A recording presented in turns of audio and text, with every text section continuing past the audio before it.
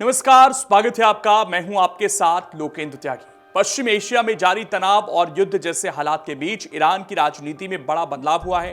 पूर्व सर्वोच्च नेता अयातुल्ला अली खामेनेई की मौत के बाद जिस सवाल ने पूरी दुनिया का ध्यान खींच रखा था, उसका जवाब अब मिल गया है। ईरान की असेंबली ऑफ एक्सपर्ट्स ने उनके बड़े बेटे मोज्तबा खामेनेई को देश का नया सर्वोच्च नेता चुन लिया है।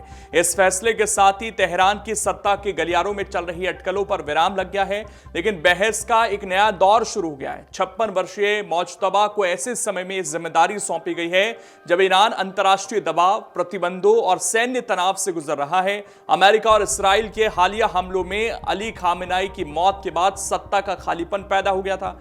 संवैधानिक प्रक्रिया के तहत असेंबली ऑफ एक्सपर्ट्स ने नए नेता के नाम पर मोहर लगाई, जो ईरान की व्यवस्था में सर्वोच्च संवैधानिक और धार्मिक पद माना जाता है।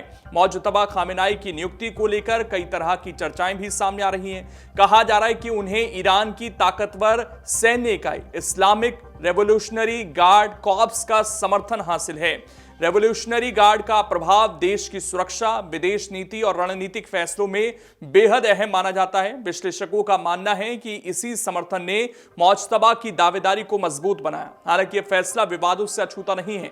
ईरान की इस्लामिक गणराज्य व्यवस्था ने हमेशा वंशानुगत शासन का विरोध किया है और खुद को जनमत और धार्मिक प्रक्रिया से संचालित प्रणाली बताया है। ऐसे में पिता के बाद बेटे का सर्वोच्च पद पर पहुंचना कई सवाल खड़े करता है। दिलचस्प बात यह भी बताई जा रही है कि पिछले वर्ष अली खामेनेई ने संभावित उत्तराधिकारियों की जो सूची तैयार की थी, उसमें मोज्तबा का नाम प्रमुखता से शामिल नहीं था। धार्मिक दृष्टि से भी यह चयन चर्चा का विषय बना हुआ है। शिया धार्मिक परंपरा में सत्ता का सीधा पारिवारिक हस्तांतरण आम बात नहीं मानी जाती। मोज्तबा कोई उच्च पदस्थ आयतुल्ला नहीं है और उन्होंने अब तक कोई बड़ा धार्मिक पद भी नहीं संभाला है। इसके बावजूद उन्हें देश की सर्वोच्च धार्मिक और राजनीतिक सत्ता मिलना ईरान की आंतरिक राजनीति में बदलाव का संकेत माना जा रहा है। मोज्तबा का जन्म 1969 में मशहद शहर में हुआ था। उनका बचपन उस दौर में बीता जब उनके पिता शाह के खिलाफ आंदोलन का नेतृत्व कर रहे थे। ईरान इराक युद्ध के दौरान उन्होंने सेना के साथ भागीदारी की थी। परिवार के कई सदस्य युद्ध और हमलों में मारे गए, लेकिन मोज्तबा जीवित बचे और धीरे धीरे सत्ता के करीब माने जाने लगे। उन्होंने कभी कोई औपचारिक सरकारी पद नहीं संभाला, फिर भी माना जाता है कि वो पर्दे के पीछे से अहम निर्णयों को प्रभावित करते रहे।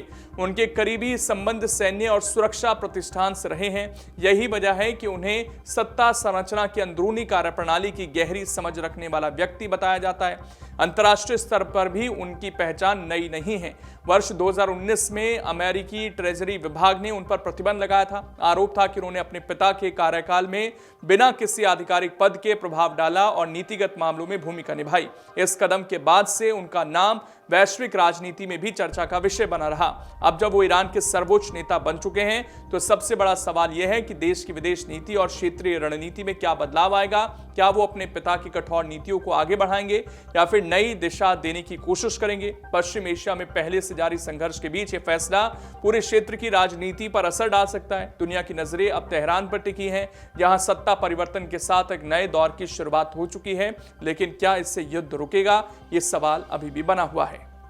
अगर आप ये वीडियो YouTube पर देख रहे हैं तो हमारे चैनल को सब्सक्राइब कर बेल आइकन दबाएं और Facebook पर देख रहे हैं तो हमारे पेज को लाइक करें।